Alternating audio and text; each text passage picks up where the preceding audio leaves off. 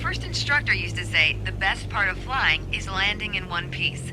The man was a terminal pessimist, but he wasn't wrong.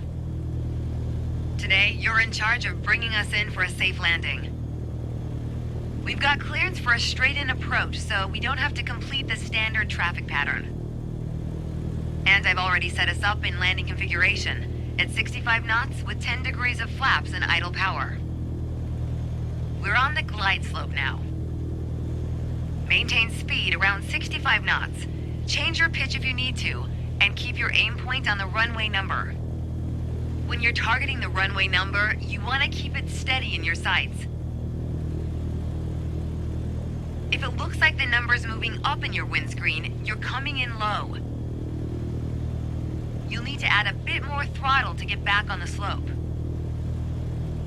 If it looks like the number's moving down in your windscreen, well, then you're too high. You'll need to add flaps to increase your rate of descent, but you'll also need to push forward and trim to change your attitude and maintain the same speed.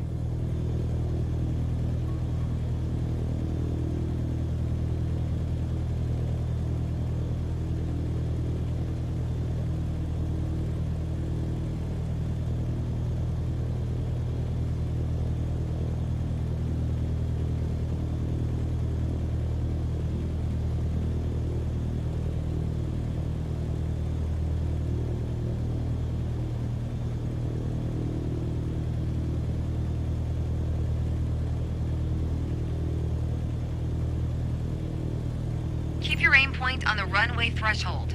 When you're 10 feet above the runway, it's time to flare. Once we pass the threshold, shift your aim point to the end of the runway. Then, pull back slightly on the yoke to aim the nose just above it.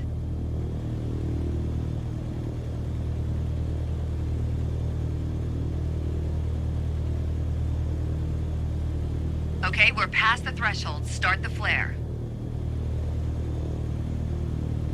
Keep pulling back slowly. Let the plane settle onto the runway. Don't push it down, but don't let it start climbing. Nice. Now apply the brakes to slow us down and bring the plane to a stop.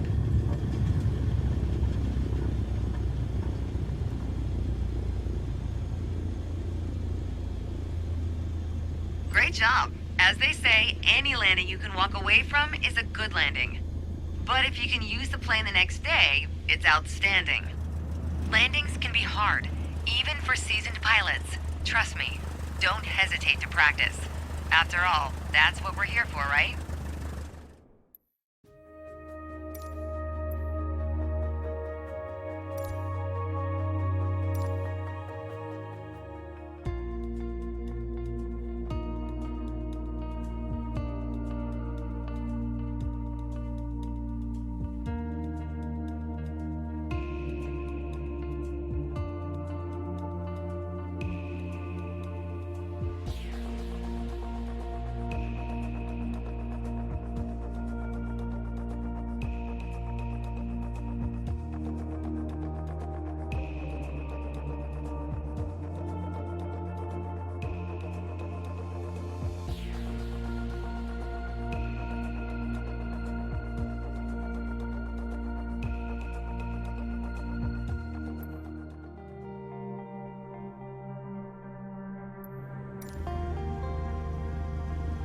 Let's be honest, no one likes going around in circles, unless you're a pilot training on traffic patterns.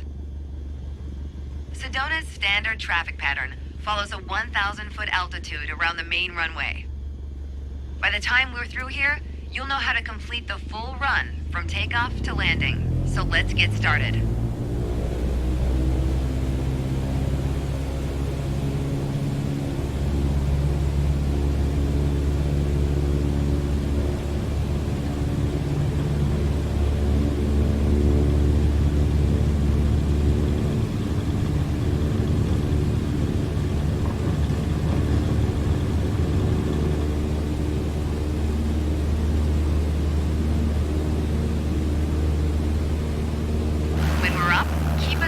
With the runway and climb to 5,400 feet. We're going for a left-hand traffic pattern.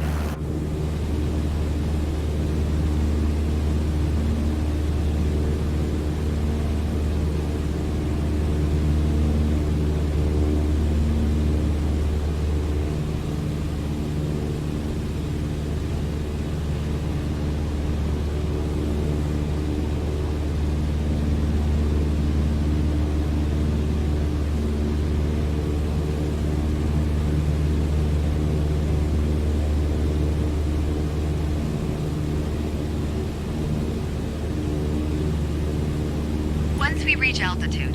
You're gonna start turning left 90 degrees toward a 122-degree heading.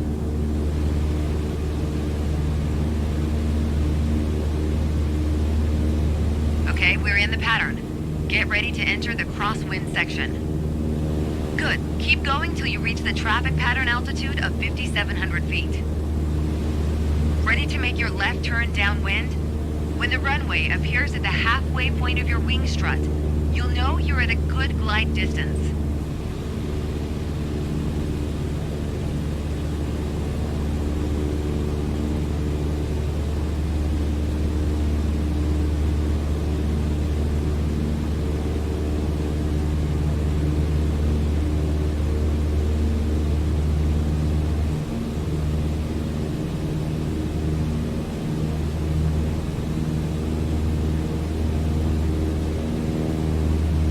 Got the wind at our back now. We're on the right track. Lower your nose to a cruise attitude and reduce power to 2100 RPMs. Once your speed is in the white arc, add 10 degrees of flaps to prep us for landing. Now's not a bad time to check if the runway is looking good. And it probably goes without saying, always watch out for other planes entering or exiting the pattern.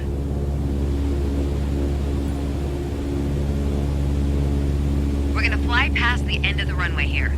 Keep going until you see it at a 45-degree angle behind you. That's your cue to turn left again, onto the base leg.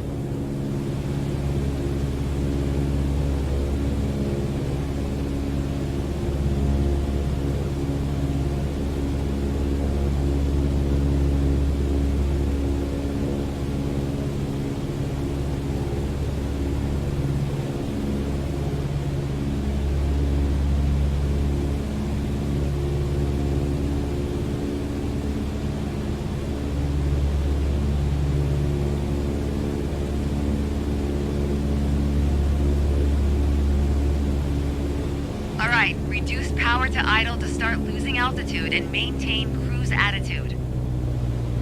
Keep an eye on the runway as we get ready for our final turn. That'll also keep our speed around 65 knots.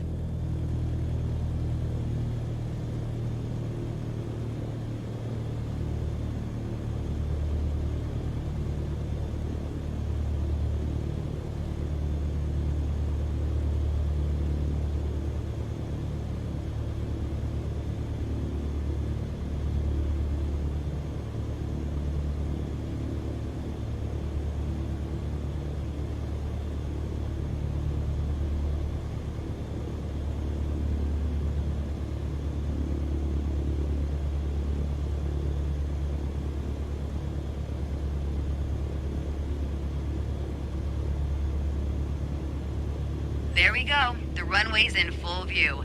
Make sure to keep the plane centered on approach. If you're too high, add flaps. Too low, add power to maintain the glide path.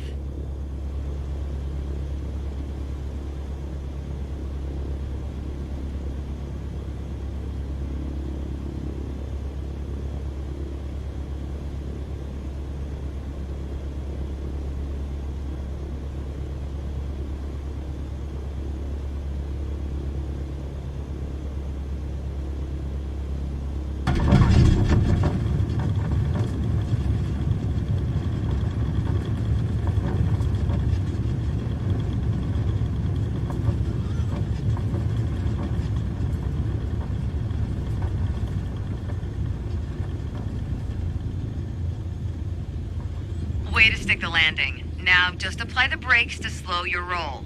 And make sure you don't stop on the runway, of course. If other planes are looking to land, we've got to move. Take one of the taxiways on the right.